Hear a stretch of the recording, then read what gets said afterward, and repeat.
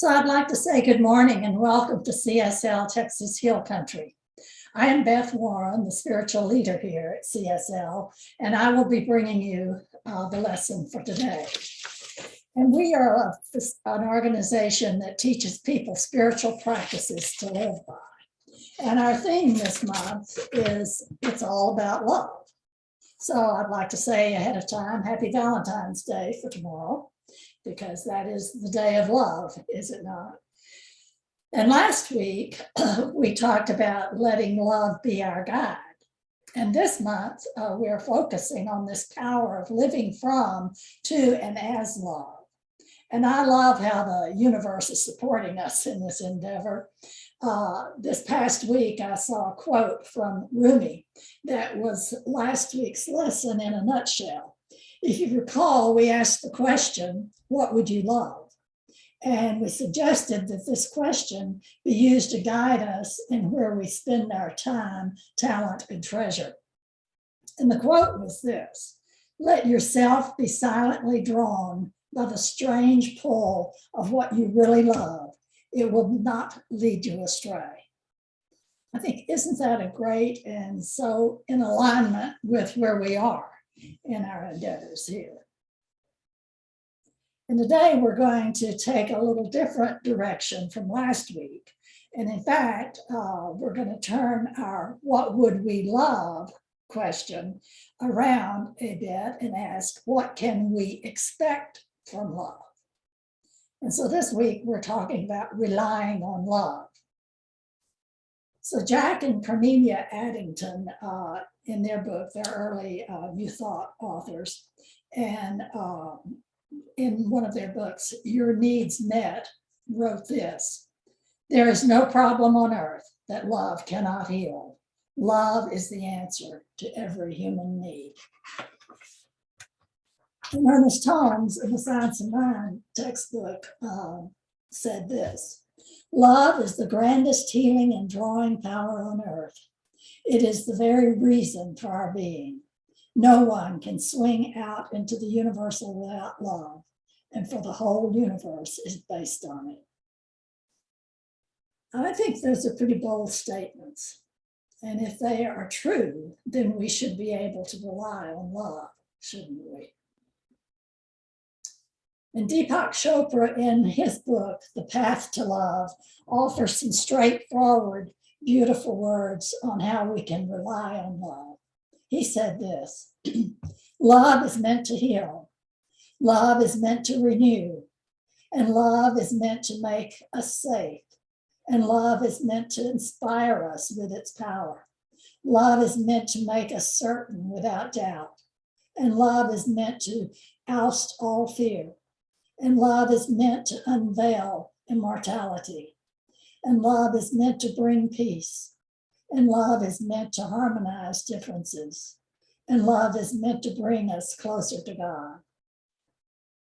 I particularly love that last one, because when that last one happens, the others follow. The last one is the foundation of them all. So in order to be brought closer to God and then experience the healing and the renewal and the safety and the inspiration and the certainty, the realization of our immortality, peace, and a harmonizing of differences, we must open our hearts to love.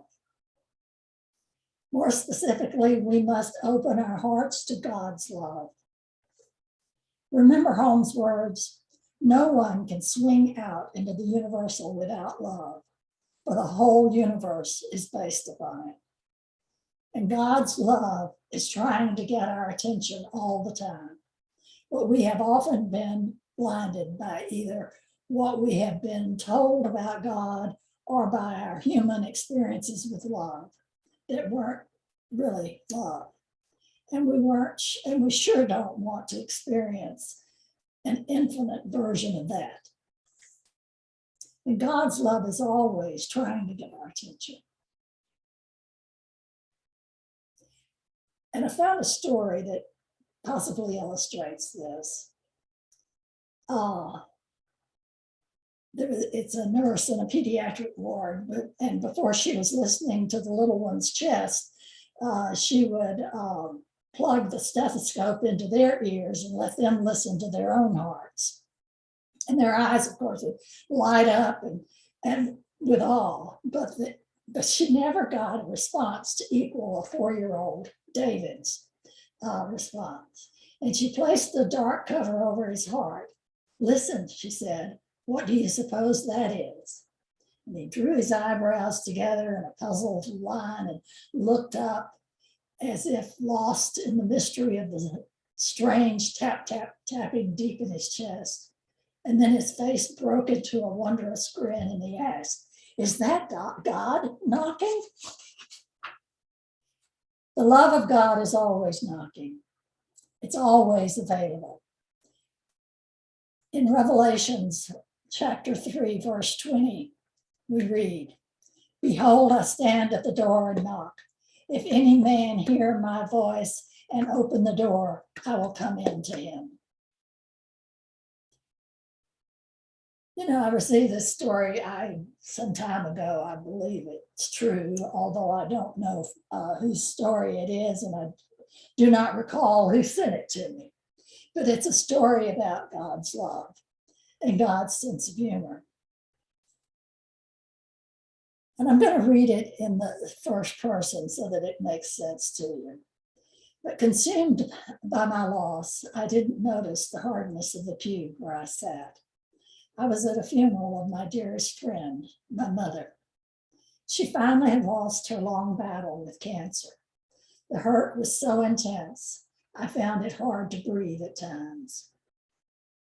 Always supportive, Mother clapped loudest at my school plays, held boxes of tissues while listening to my first heartbreak, comforted me at my father's death, and encouraged me in college and prayed for me my entire life. And when Mother's illness was diagnosed, my sister had a new baby and my brother had recently married his childhood sweetheart. So it fell on me, the 27-year-old middle female child without entanglements, to take care of her. I counted it an honor. What now, God? I asked, sitting in church. My life stretched out before me as an empty abyss. And my brother sat stoically with his face toward the altar while clutching his wife's hand.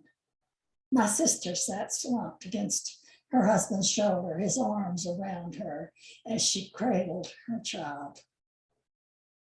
Also deeply grieving, no one noticed. I sat alone. My place had been with our mother, preparing her meals, helping her walk, taking her to the doctor, seeing to her medication, and reading the Bible together. Now she was with God, and my work was finished, and I was alone. I heard a door open and slam shut at the back of the church. Quick footsteps hurried along the carpeted floor, and an exasperated young man looked around briefly and then sat down next to me. He folded his hands and placed them in his lap. His eyes were brimming with tears, and he began to sniffle. He said, sorry, I'm late, he whispered to me, although it wasn't necessary. After several eulogies, he leaned over and commented, why do they keep calling Mary by the name of Margaret? Because that was her name, Margaret. Never Mary. No one called her Mary, I whispered. I wondered why this person couldn't have sat on the other side of the church. He interrupted my grieving with his tears and fidgeting. Who was this stranger anyway? No, that isn't correct, he insisted, as several people glanced over at us, whispering, her name is Mary, Mary Peters. That isn't who this is, I said to him. Isn't this the Lutheran church, he replied. No, the Lutheran church is across the street. Oh, he said, I believe you're at the wrong funeral, sir. The solemnness of the occasion mixed with the realization of the man's mistake bubbled up inside of me and came out as laughter. I cupped my hands over my face, hoping it would be interpreted as sobs. But the creaking pew gave me away. Sharp looks from other mourners only made the situation seem more hilarious. I peeked at the bewildered, misguided man sitting beside me. He was laughing too, as he glanced around, deciding it was too late for an uneventful exit. I imagined Mother laughing. At the final amen, we darted out a door and into the parking lot. I do believe we'll be the talk of the town, he smiled. And he said his name was Rick, and since he had missed his aunt's funeral, asked me out for a cup of coffee. That afternoon began a lifelong journey for me with this man who attended the wrong funeral, but was at the right place. A year after our meeting, we were married at a country church, and this time we both arrived at the same church right on time. In my time of sorrow, God gave me laughter. In place of loneliness, God gave me love. And this past June, we celebrated our 22nd wedding anniversary. And whenever anyone asks us how we met, Rick tells them her mother Margaret and my Aunt Mary introduced us. And it's truly a match made in heaven. I just love that story, and it brings tears to my eyes about how God works in such mysterious ways to bring us love. And remember what I said earlier, love is meant to heal. And you might say, I want to heal my anger toward my father. I want to heal the love I didn't get as a child. I want to heal the love I couldn't give to my children when they needed it. I want to heal my body. Love is meant to renew. I want to feel renewed enthusiasm for my work. I want to renew my zest for life. And love is meant to make us safe. And I want to feel safe with other people. I want to feel safe alone. I want to feel safe to show my emotions. Love is meant to inspire us with its power and make us certain without doubt and fear. And I want to have confidence in myself and in my abilities. And love is meant to unveil immortality. I want to walk and trust that this leg of my soul's journey is just a small portion of a journey that is eternal. Life is meant to bring peace. I want to sleep in peace and wake in joy. I want to live from a place of serenity and calm. Love is meant to harmonize differences. I want to heal the relationship with my, you fill in the blank. Love is meant to bring us closer to God. I want to know and to feel and to experience the presence of divine love washing over me. What do you want to love? In A Path to Love, Chopra suggests writing it down in your journal. And then he says, even if your list strikes you as unrealistic or wildly overblown, I want you to make a bargain with love, a soul bargain, that any or all of these things will be your experience. And once you're satisfied that you have detailed everything you want and don't feel afraid to ask too much, the commitment is made. The bargain is complete. Put the piece of paper away for safekeeping. Maybe using your God can that we've used before. And Chopra writes this: you have announced to your soul what you want, and it is up to love to respond. Love is intelligent and aware. It knows you better than you know yourself. Therefore, it has the power to fulfill its side of the bargain. Rest easy and be attentive over the next few months. Don't dwell on your list or try to make it happen or come true. There's nothing you need to do except this. When you feel love, act on it. Speak your heart, be truthful, and remain open.